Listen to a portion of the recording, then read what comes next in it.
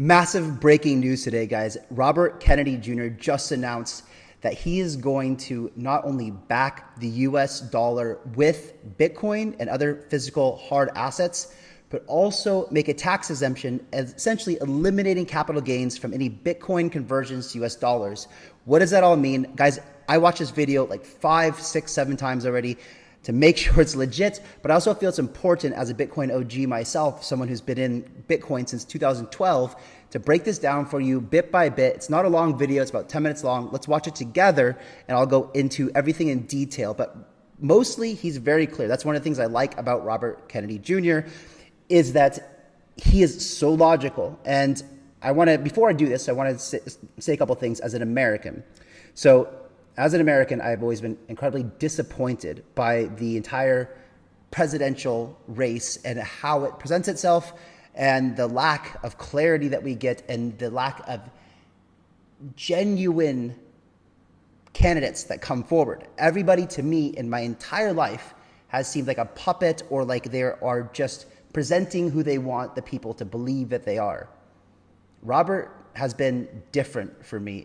He has absolutely drawn me in as someone who is super genuine. He's been on Joe Rogan, on Lex Fridman, and many, many other huge outlets. In fact, in the polls, it's showing that he's starting to gain a lot of traction on Biden and potentially has an opportunity to win the primary to become the main candidate in the Democratic Party. His uncle John F. Kennedy, in my opinion, was one of the greatest presidents in the world. And unfortunately, his presidency was cut short. We all know that tragic story. Robert Kennedy Jr. seems to follow a lot of the same core values that his uncle did. And that's one of the things that I respect so much about him. Let's get into this video. But first, if you're excited for this, make sure you like the video. If you're new to the channel, my name is Kyle. I've been in Bitcoin and crypto since 2012. And on this channel, I like to break down the most important things about adoption, what you should be looking for, and all those kind of great things. So let's get into this video of RFK. And just a quick caveat. I can't find this anywhere else on YouTube. I've looked for the original source. I can't find it. But I've watched this thing meticulously. And the only thing, maybe it's fake. I don't know. But I've watched this. It does not seem like AI to me. I just can't find a credible source other than the street crediting Bitcoin Magazine and Bitcoin Magazine crediting the street. But this is massive. So let's get into this video and break it down. I will start it right now. And just real quick before I do, you can see here Kennedy's polling numbers, Trump, Biden in new poll, because it's obvious, right? It's just, if you haven't started to learn about Robert Kennedy, I suggest that you do. Go watch him on Lex Fridman, go watch him on Joe Rogan. The other candidates give you very high level overview of what they're planning to do without a lot of logic and planning behind it. RFK, very, very different. And you'll see what I mean by watching this. My uncle, President Kennedy, when he was in office, understood the importance of hard currency and the dangers of having pure fiat currency with no other option. He created silver certificates. He created gold certificates. They were laid after his death. Those were discontinued. But he understood the relationship between fiat currency and war, fiat currency and environmental, large-scale, very, very destructive environmental projects, and also the giant aggregations of wealth and the unbalance, the disparities in wealth that are ultimately the ultimate yield of every fiat currency, and then also the threat to America from the inflation and ultimately the destruction of the dollar as the global currency, and Bitcoin is part of the basket of hard currencies that I think that the Kennedy administration is going to encourage the proliferation of and the propagation of. And I mentioned many reforms that I'm committed to in my Bitcoin 2023 speech, including self-custody, your wallet should be your own, the capacity of... Thank you. This is incredibly important what he just said. I mean, self-custody, you should be able to control your own Bitcoin. In the past year, there's been a lot of regulatory discussion about how regulators want to take that away from us. They want to take away the right for us to self-custody and have self-custody wallets, like something like MetaMask, even though MetaMask isn't decentralized, right? There are better alternatives building better solutions, but I won't get into that now. But our ability to self-custody our own finances, our own currency is incredibly important to the future, right? Central bank digital currencies, which he will get into in a bit, are very dystopian. They will completely erode any privacy that we have in currency. Cash is one of the last remaining private things that we have, and that is going to be abolished here very, very soon. But I also like, and you'll see this in a second, how Robert gets into discussions about CBDCs and his opposition from those. But more importantly, let's see what he has to say about Bitcoin. Of people to run, of American citizens, others to run Bitcoin, or to run nodes inside their own homes. The policy of industry neutral regulation of energy, and my administration's mission of making America the global hub of cryptocurrency, particularly Bitcoin, as a means of incentivizing greater investment in green and energy and renewable energy production, and attracting engineering, investment, and innovation to our country. Thank you. He wants to bring innovation into America, not push it away like everybody else has been doing, right? And I'll tell you, as an American who has left America 6-7 years ago, who has always thought until a few months ago, starting to really listen to RFK and seeing the traction that he's gaining, I thought I would never be proud to be an American again. I thought that I seriously have considered renouncing my US citizenship many, many times, which is a shame because America comes from great beginnings. It comes from a land of opportunity, a rebellion against too much government. America was supposed to be built off the land of freedom and limited government, right? And we've been going the opposite direction, unfortunately. And what Robert is doing here is incredibly dangerous for his life. His uncle was assassinated for trying to take on the central banks and for trying to get rid of the reserve currency. Sensible, and I need to think more about this and meet with many of you, but some kind of sensible jurisdiction and governance that recognize that Bitcoin is not a security and should not be regulated as one. And then also to put an end to the current policies of the Biden administration that are embodied by Choke Point 2.0 to punish. Notice how tuned in he is and how much he just relates. I mean, talking about Operation Choke Point 2.0, which is another video I'm about to make about how it's been very clear that the TradFi, JP Morgan's, the Chase and the NASDAQ and ICE, these guys have wanted to dominate. They don't want to let the individual entrepreneur who came from nothing recently, the CZs and the Jesse Powells who founded Kraken and Brian Armstrong from the guys who have ran finance for the past century want to continue to run it. And now that they know cryptocurrency is inevitable and here to stay, they're trying to do everything in their power that they can to reclaim their big position on it, right? Because it could be bigger than traditional finance. In fact, it is likely to severely disrupt it. And so they're trying to control it. This is really incredible. Banks for dealing in Bitcoin, and also to make strong barriers against the issuance of central bank digital currencies. I want to talk today about two additional reforms that we've given a lot of thought to and are going to be part of our package. Like Singapore, Germany, Switzerland, Puerto Rico, and Portugal, the Kennedy administration will exempt the conversion of Bitcoin to the US dollar from capital gains taxes. And there are downsides. Okay, this is really, really big. Did you catch that? So basically, what he's saying is, and this is just Bitcoin for now, it's all he's talking about. However, my guess is, since he's saying Bitcoin is clearly not a security, and my guess is that Ethereum's not going to be security, and the recent outcome of the XRP case is probably not going to be, it's not a security, which means that a lot of these crypto assets are not going to be securities. But for now, what he just said is a conversion as an American from Bitcoin to US dollar will not be held to capital gains tax. So what that means right now, let's say for simple math, I were to buy Bitcoin today for $100 and that were to go to $1,100 and then I sold it. That means I have made $1,000 in gains.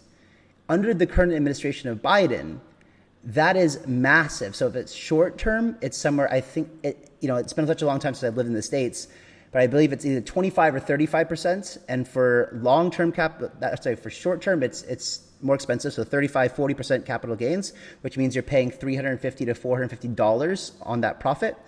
Or for long term, it's a bit less, I think 25 to 35% capital gains. But no matter what, that means that if RFK is president, you won't pay any tax on those gains, that conversion from Bitcoin to US dollars. This should get everybody incredibly excited. Let's keep going. To this policy that we have considered carefully, including, and I want to be explicit about this, that this kind of policy will do something that is inconsistent with many of the other policy objectives of my administration, which will give a windfall to some of the investors or the early investors in Bitcoin, many of whom have a great deal of money and don't need a windfall. But the benefits of this policy, I think, are so great to our country that they dwarf the disadvantages of that outcome. The benefits include facilitating innovation and spurring investment, ensuring citizen privacy, incentivizing ventures to grow their business and tech jobs in the United States rather than in Singapore, Switzerland, Germany, and Portugal. And today, and to make non-taxable, one of the provisos is that one of the factors in this decision is that non-taxable events are unreportable. And that means it will be more difficult for governments to weaponize currency against free speech, which, as many of you know, is one of my principal objectives, and other civil liberties, as occurred in Canada during under the Trudeau government during the COVID administration. What he's saying there is that, with central bank digital dollars, which 130 countries around the world right now want to roll out, that we've seen this abuse of power by people like Trudeau from Canada, who, when the truckers were demonstrating their right to peaceful protest, Trudeau blocked their bank accounts of millions and millions of dollars. And that should never happen. RFK is saying that is not right. People should have free speech. They should have the right to assemble and protest without fear of their currency or their assets being frozen. We know with Bitcoin and self-custody, that's not possible. But he's also saying that with central bank digital currencies, that is very possible, very real. And that's how governments gain more control over the people. One of the historical factors that we looked at was what happened when the Clinton administration took the very controversial policy of exempting e-commerce from taxes. And, people said, well, that's going to benefit certain wealthy people and certain classes of individuals. But what really happened is it attracted engineers to the United States. Companies like eBay, like PayPal, like Amazon, which remained in the United States and headquartered in our country. And we attracted engineering talent from all over the world to grow that industry, and Silicon Valley is largely a result of that policy. So that policy stayed in place for 10 years. And as I said, it was very controversial in the beginning, but the outcome of that policy was really important. And this is almost exempting Bitcoin from exchange taxes. Is almost a perfect analogy for that, and we ought to be doing that in the United States. Secondly, the Kennedy administration will begin to back the US dollar with real finite assets such as gold, silver, platinum, and Bitcoin, which is the world's hardest liquid asset, to strengthen the US dollar and guarantee its continued success as the world reserve currency.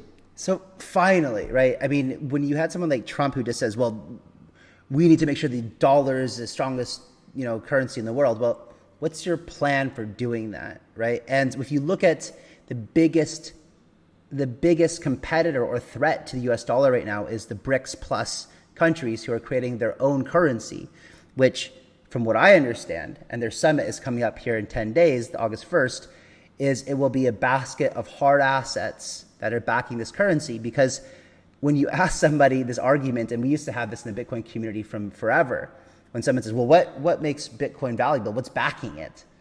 Well, what backs the US dollar has, ever since the gold standard was removed, was just what people say, oh, it's the US military, the full faith of the US government. Well, as that faith in the US government erodes, and we see that the dollar is inflating and unsustainable in the future, there has to be a real plan in order to actually restore faith amongst foreign entities, enterprises, businesses, and governments that would want to hold the US dollar in its reserve.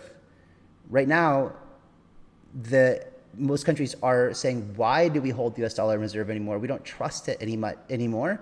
There's nothing backing it, right? So this is the first time I've ever heard a plan of anybody who wants to do it. And this potentially has the ability to defend the US dollar against the upcoming BRICS currency. It's really impressive.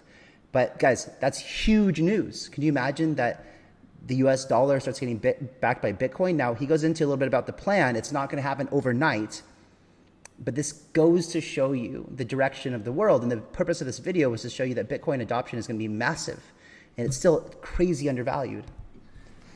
This will include U.S. Treasury bills, notes, and bonds. My plan would be to start very, very small. Perhaps 1% of issued T-bills would be backed by hard currency, by gold, silver, platinum, or Bitcoin. And then, depending on the outcome, we would increase that annually. And what this will do is it will ironically, we will be able to use Bitcoin to help save the US dollar. I was in Cleveland 10 days ago in the Lee Harbor district of Cleveland, which is one of the poorest districts in Cleveland. I got absolutely the business in that district. It's almost all African American. We're almost completely wiped out by the COVID epidemic. Okay, I'm going to stop it right there because the rest is really awesome. I suggest that you go watch the rest of the video. It's only another couple minutes, but that's the most important two announcements that he makes about Bitcoin. One, that it's not going to be exposed to capital gains tax for Americans, which is huge. I wonder if I can get a tax refund for all the tax that I've been charged on Bitcoin that I've sold in the past.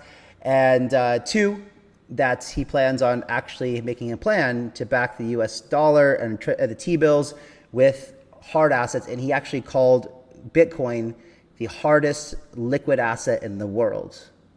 This is incredible. Like, back in 2012, when I first started buying Bitcoin and read the Bitcoin white paper, I dreamed of a future that felt like this, where Bitcoin became a world reserve currency, because it is the people's currency. It is owned by nobody. It is ran and governed by everybody.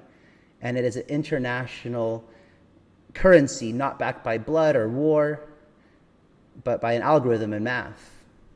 It's simply incredible, and this is the future. If you haven't bought into the idea of Bitcoin yet, I suggest that you highly take a good look, because this is the future of where we're headed. And there will be fiat currencies, sure. And hopefully they innovate on them and make them more stable. But the world reserve currency, the one that is accepted by all countries, the one that cannot be confiscated, the one that everyone will value the most, will be Bitcoin. We have a finite amount of time before everybody in the world starts aping into this. Bitcoin right now is still severely undervalued. I can't give you financial advice, but you know what I'm doing. I'll catch you guys on the next one. See you later.